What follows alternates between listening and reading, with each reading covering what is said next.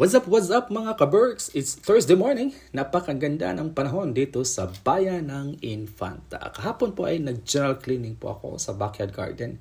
Ngayon naman ay ipakita ko sa inyo yung natanim ko kahapon at yung itatanim ko ngayon. Nakabili nga pala ako kahapon through FB at IQBS, 5 pirasong pipino at 5 pirasong kamatis. Taga-Infanta lang din po naman ang may-ari. Nabili ko lang ng 30 pesos bawat isa. Yung iba naman ay kay Ninang Denden Agri-Supply, talong at okra. Dito sa may bandang kaliwa mga ka-Berks, sa entrance area po namin, pinalitan ko na yung mga namulaklak na halaman ng mga gulay. Sa bandang unahan naman ay dun sa may gilid, gulay puti. Pero nandyan pa rin yung mga orchids namin. Lapit po tayo mga ka-Berks dun sa nilagyan ko ng bakod. Yung purpose dun para hindi makapasok yung mga aso namin. So bago pumasok, makikita mo dito yung siling green, kamatis at okra. Nandyan lang sa may paso. Yan, may nag-iisang orchids pa dyan mga ka-Berks. Yan, pasok tayo. Pero pag galing ka naman dun sa loob ng gulayan mga ka-Berks, ito naman ang view. Ganda sa pakiramdam pag kulay green ang surroundings. Pinalagyan ko ito ng Carabao grass, order pa sa Siniloan, Laguna mga ka-Berks. Marami nga din palang fruit-bearing trees. May mangosteen, lanzones, langka at rambutan. Yan. Yung napaka-green. Ganda ng pakiramdam mga ka-Berks. Doon naman sa may right side, dito, so again, tinanggal ko na yung mga namulaklak na halaman, pinalitan ko na ng gulay. Yan ang una dyan, meron yang kamatis. Tapos kasunod ay talong, okra, then sa may pinakadulo ay kamatis. Ngayon naman, itanim ko ang napili kong pipino kahapon mga ka-Berks. Ilipat ko lang naman sa paso. 3 piraso lang naman ito. By the way, bumili din ako ng isang sakong matabang lupa. Parang 250 pesos ata yung presyo mga ka-Berks. Nakalimutan ko na. I'm not sure ha. Kaya Ninang Denden Agri-Supply din namin napili yun.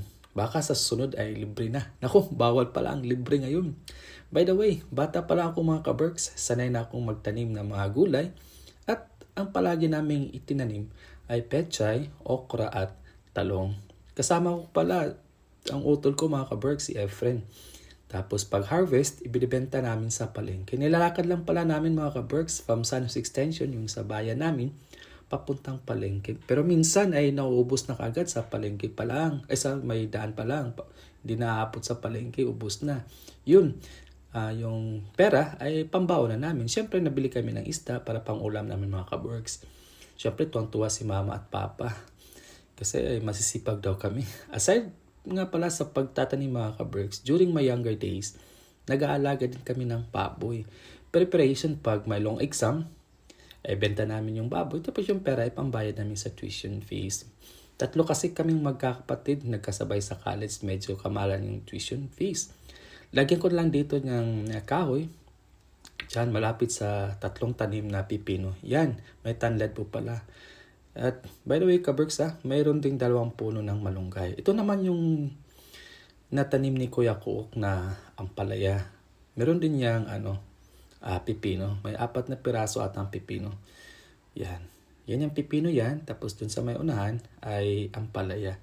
So ginawa na ni Kuya Cook. Diyan naman, dito naman sa may malapit sa may bakod, may yan ay okra. Tapos may talong. Yan. At may apple mango. Then dito naman sa labas, dun sa may gilid mga ka-Berks, yun yung another talong at okra. So okra, talong yan. At dun sa may dulo, yun yung kamatis. Yung 3 kamatis yun. Yun, nandiyan pa rin yung orchids hindi ko siya tinatanggal. Pero ang plano namin ay ilipat namin yung orchids.